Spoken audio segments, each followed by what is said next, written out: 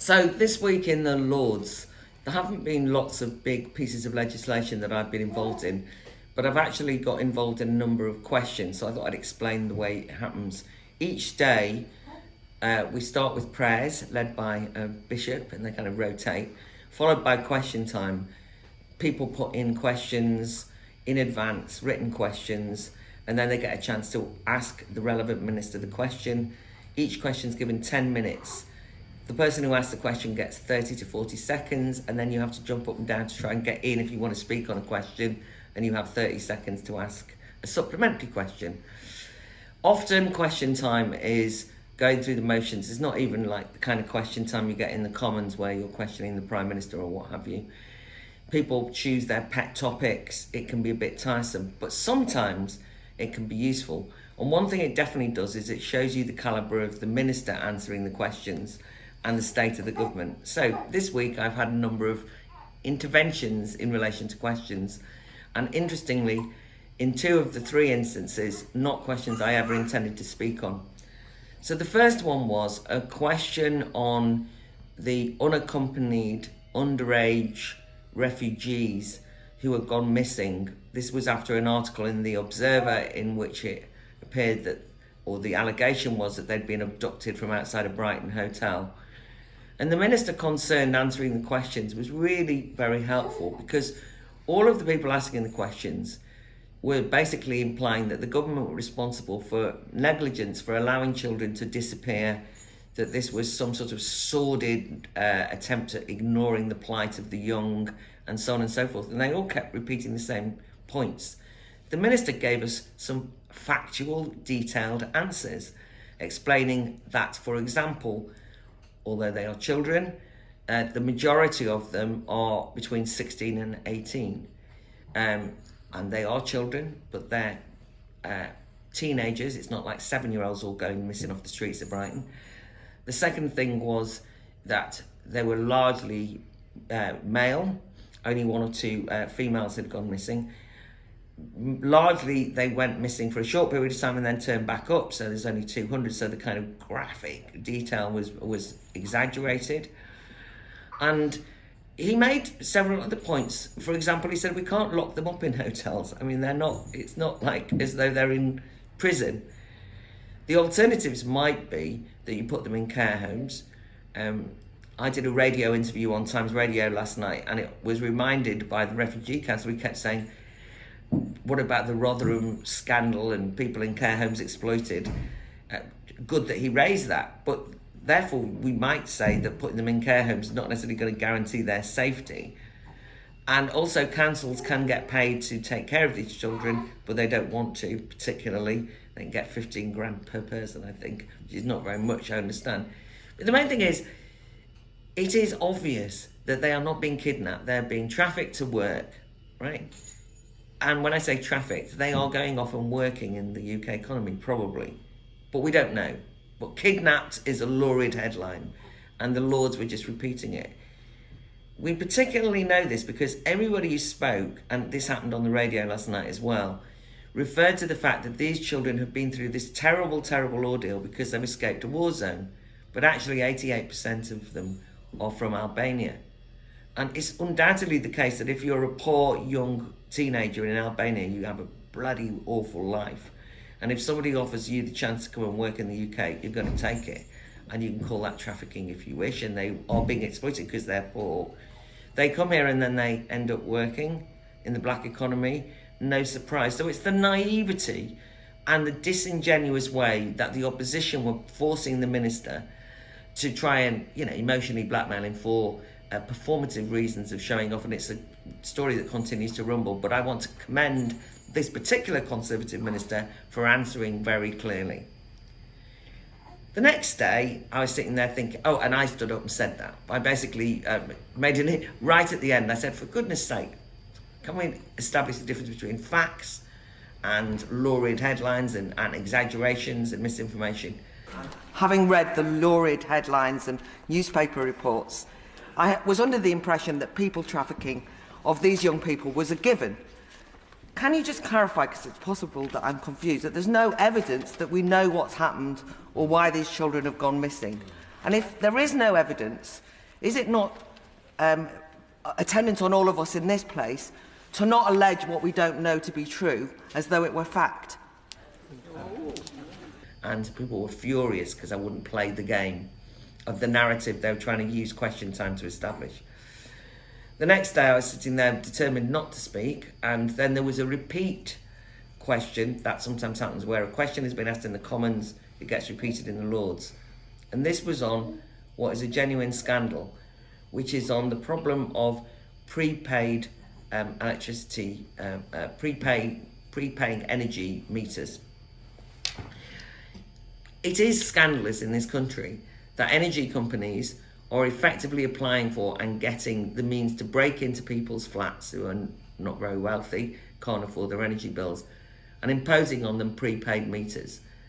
And the horrible bit about this is that obviously that can mean that when people run out of money, they're not given any flexibility or leeway and can effectively be cold, freezing, have no electric or what have you. And in this instance, the opposition were raising perfectly reasonably the fact that it's more expensive to have a prepaid meter.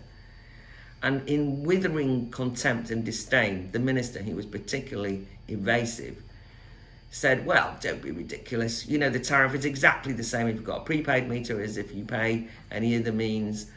What's actually more expensive is servicing the meters. He said this totally straight-faced. I laughed out loud. A number of people tried to press him to get him to see what was going on. And eventually, right at the end, I stood up and said, can I just state the blindingly obvious, Minister? I said, I haven't even asked Ella, who does the clips for the films, to clip this because I didn't make a political point. I just said, can I state the blindingly obvious, which is people are being asked to pay to service a meter they don't want, didn't ask for, and which they had imposed on them, and that those people are the people who are poorest, and if they don't oblige, they have their electric cut off. Of supporting vulnerable customers, but of course we will continue to look at the issues. My lords, I feel as though I have to state the blindingly obvious, which is that being asked to pay more for servicing a prepayment meter that you don't want is not fair. And so saying the tariff is the same to anyone in the normal world just makes you sound like somebody who doesn't understand the normal world. Ordinary people are paying more for a prepayment meter that they don't want, that's being imposed on them, and they are the people who've got least money. It's ludicrous. Again, I mean, nobody don't understand. I've lived in properties with prepayment meters before. I very much understand the issues. Nobody is forced to have a smart meter. Nobody is forced to have a prepayment meter either, except in the limited circumstances that I've outlined for particularly customers that are in levels of debt, and we've put in place a number of measures to try and reduce that as much as possible. I outlined the steps that we are taking with suppliers to make sure that these are only imposed on customers in the last possible circumstances. It's ridiculous. Can the minister please take it seriously? And he was mad, but I at least showed that sometimes ministers who just refuse to answer the point, we can see through it, and it's ridiculous. So in that instance, I was on the opposition side. And then yesterday, there was a question that was balloted as an urgent question, which was about guidance to schools about the trans identity question. The government keep claiming they're going to send schools guidance about how to deal with this thorny question of particularly social transitioning. And so Lord Farmer had put in a question, it got balloted. It's quite hard to get a balloted question. And so obviously I was very keen to come in and speak on that. And I think that I managed to jump in quite quickly. And I think the explanation for that is that the truth is that the Labour and Lib Dem peers were rather anxious and nervous about entering into what is, we know, a difficult and toxic conversation. Lord Cashman, of course, spoke before anyone else from the Labour benches, and this shows you the problem the Labour Party have on the trans identity question. He spoke, and obviously, as a great supporter of Stonewall and trans identity, made a point that he would want guidance, but he hoped that trans children would be consulted, the trans community would be consulted, and so on and so forth. And the minister replied in the most sycophantic way saying Lord Cashman, whose wisdom and experience on this very important issue is incredibly important to this whole discussion. When I got in quite early, I very clearly just argued that schools should not presume that teenage girls having problems with their body should be interpreted through the prism of trans identity. And I also asked the Minister to clarify that teachers who refuse to go along with social transitioning would not be drummed out of their jobs or have their reputation tarnished by being called transphobic bigots. The Minister's response to me and to others who asked similar gender critical questions, if you want, was a kind of withering disdain in terms of we don't want to hype up the question. We have to be very careful about the language we use. And by the way, I was very considered. But in contrast to the way that Lord Cashman was dealt with, I was kind of almost dismissed. And it's a real shame because I really like this Minister. But it showed you that she was just not prepared to enter in on it. And I think it was a very dismissive, and by the way, didn't clarify whatsoever that guidance would be imminently forthcoming. And when pressed later, used excuse upon excuse and said how they had to be so careful. So the guidance not going to happen. In the meantime, schools are in chaos. I think that question made an impact. And interestingly, one of the last questions was from a minister, from a Lord who'd actually put in a written question asking the Minister when the guidance to schools about third-party material and parents having access to it in relation to sex and relationship education, when that would be forthcoming, because he'd got an assurance in a written answer form from the Minister that it would be imminent, and that was over a year ago. He then used this opportunity to say, where is my answer on the guidance? You haven't done anything. And she blunderblustered. In other words, questions can be useful at holding ministers to account. And I think in that sense, I'm going to take a little bit of attention about how I can use them in the future. Not so much putting in questions for ballot, but more just taking note of the fact they can be genuinely, from a democratic point of view, from the point of view of the public, useful at finding out the mood in the ministerial front bench, what the government are up to, and as I say, which individual ministers to trust or not. Interestingly, after I asked that question on trans, by the way, trans children, I was stopped by two Lib Dem backbenchers who are not out as gender critical, one of whom grabbed my hand, another of whom congratulated me. So the kind of silent, well done happened. Sadly, one baroness came up and attacked me and said, how dare you say that about anorexia? And I was mortified. And I thought, what did I say? How did I say it? What had happened was, because I garbled, she thought that when I said that young women sometimes have problems with their body, or, self-conscious about their body, and I said some of them become tomboys and others develop pathologies like anorexia, she thought I'd said mythologies. My Lords, puberty is a difficult time, especially for young women.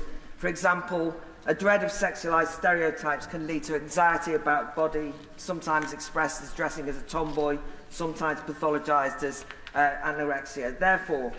And her daughter has anorexia, and she and Deborah Bull, she's a Lib Dem, and Deborah Bull is a crossbencher, do a lot of work on eating disorders in the House of Lords.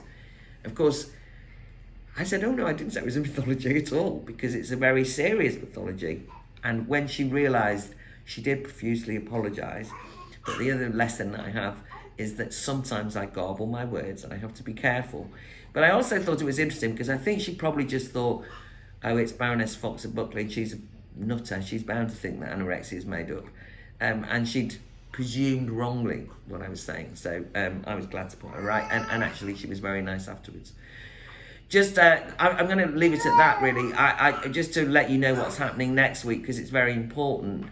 We have the Public Order Bill final report stage. This is where we vote on amendments in the House of Lords, and I know that the civil liberties concerns around the right to process will be reflected in a wide range of amendments put forward by the likes of Shami Chakrabarti, some very good amendments actually, and Lord Paddock, who is on the Lib Dem side, who's also a civil libertarian at least on these questions. I'll be looking to support some of those and vote with them.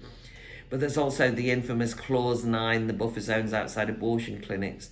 And I've two things to report on this. One is there's a reworked amendment from those people who are pro-choice, who want the buffer zones, and that amendment's actually very impressively taken into account some of my greatest concerns about civil liberties.